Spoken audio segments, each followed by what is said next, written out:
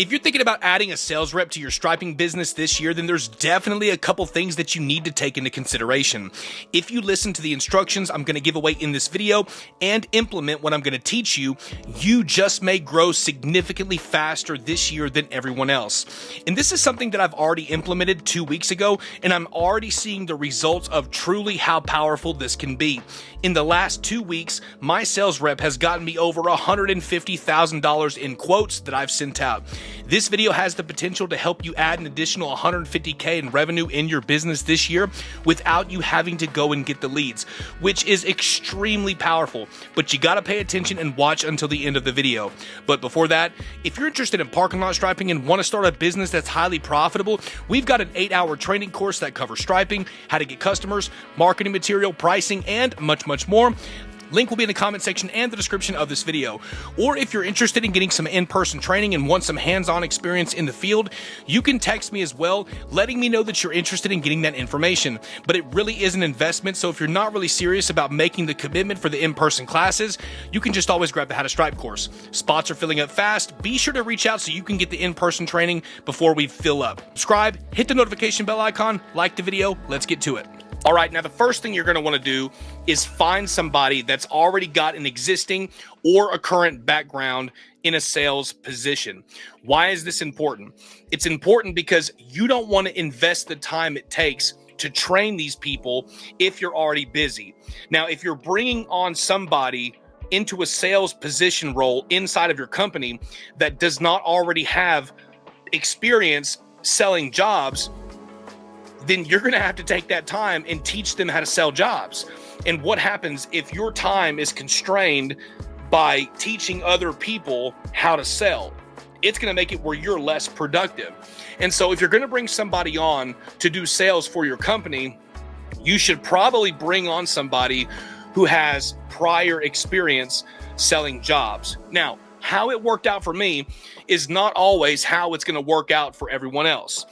I had a friend of mine who gave me a call and he said, "Hey, what would you think if I did some selling for you and then you just paid me a commission?" And I said, "Well, that would be a great idea, because the guy who's selling my jobs, he already has a sales position in another company. And guess what he does? He works with large commercial properties like apartment complexes, HOAs, massive facilities. He knows everybody." And so since he knows everybody and has these direct contacts, and he said, "Well, what if I just connect you with them when these companies are looking for a contractor?" And I said, "Great, 100%, I'm interested. Let's do it." He's been doing it for me for 2 weeks, and no joke, I've already sent out $150,000 in estimates as a result of the contacts that he knows. And if you guys seen a video that I did last week about a $109,000 apartment complex quote, it was actually $139,000, and we haven't gotten it yet. But the second he asked about selling for me, he put me in contact with a property owner.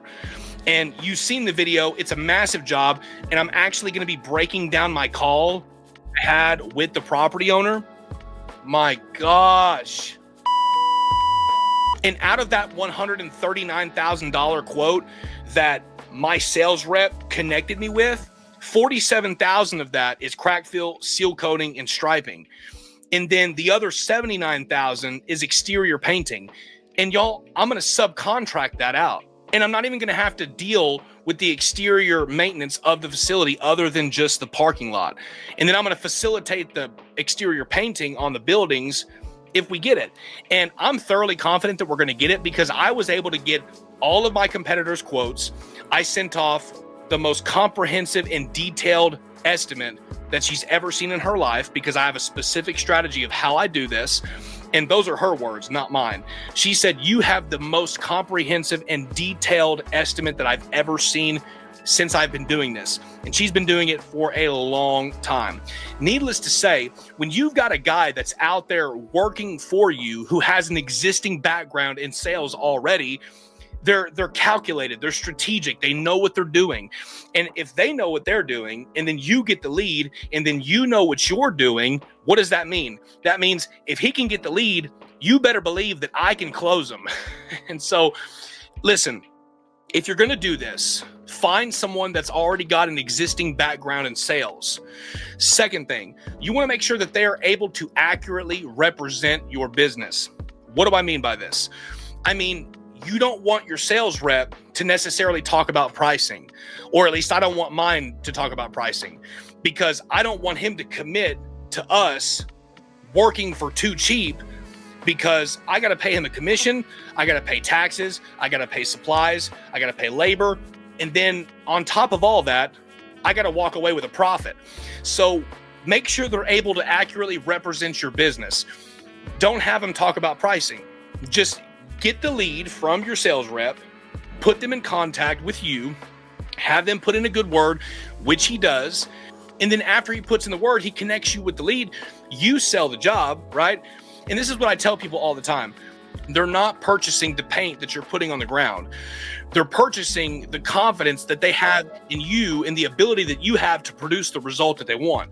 And so you want to make sure that they accurately represent you. You don't want a sales rep to go out there and it's a $40,000 job and he says, yeah, you know what, we could do it for $27,000, and then cutting it in half in order to sell a job, because you have to make profits. Now, not just with pricing, but with decision making, because you don't want them to commit to mobilizations or mobilizing crews or adding extra work that's not mentioned in the estimate. And you want to make sure that they're not doing these things, because that's going to be a disaster for you, especially with pricing and decision making and scheduling. And the wonderful thing about my sales rep is he literally makes connection with them, tells them, refers me, gets me the lead, and then I do the process of selling the customer after he's gotten me the lead. Just give me the lead, I'll get in contact with them, and then I can sell them from there. And I can promise you this, if you get really, really good at selling, if they can get the lead and you can sell the job, you better believe that it's going to be a dangerous combination. Now, third thing, you're going to want to negotiate how the payment structure and terms are going to be. Are you going to bring on a W-2 employee for an hourly wage as a sales representative for your company? Are you going to pay them a salary? Or are you going to work off of a percentage? In my case, the guy that is doing my sales for me out in the field, he already has a job, so he's not going to be hourly. He's not going to be salary. I'm going to pay him a percentage. And so we agreed to about 5 to 7% on his sales. So that $47,000 job, it is about $12,000 in supplies. I'm going to walk away with $35,000. I'm going to walk away with $35,000. And if it's about 5 to 7%, he's looking at about $3,200. And so what I'm saying is if you've got a guy who's already got a job, who takes a salary from another company, but he's out there accurately representing your company and getting you in contact with decision makers, and you're able to close deals based upon his connections, man, that's worth 5 to 7% all day long. And he told me this is just the beginning. I mean, he's got connections of people all over the state, large commercial contracts. And so 5 to 7% really isn't that bad. I mean, let's say that you're already getting that organic traffic off of Google. You're running Facebook ads. You're dominating on LinkedIn. You're doing everything that I teach in the videos that I give away for free. You're doing all of that. So if you take these things into consideration and you build upon what you're already doing, it's going to make you even more dangerous going into the next season. And remember this, for those of you that are out there, you're just getting started, maybe you've been struggling a little bit and you're thinking, man, I just don't seem to get ahead. I can promise you this, guys, you've got to trust the process. You've got to go out there and you first you have to lay the foundation of what needs to be done. And so I'll talk about that later on in the video. I'm just saying, if you want to do these 3 things, you have to find someone that has an existing or current background in sales. You have to make sure that they're able to accurately represent your business, because you don't want them making mistakes.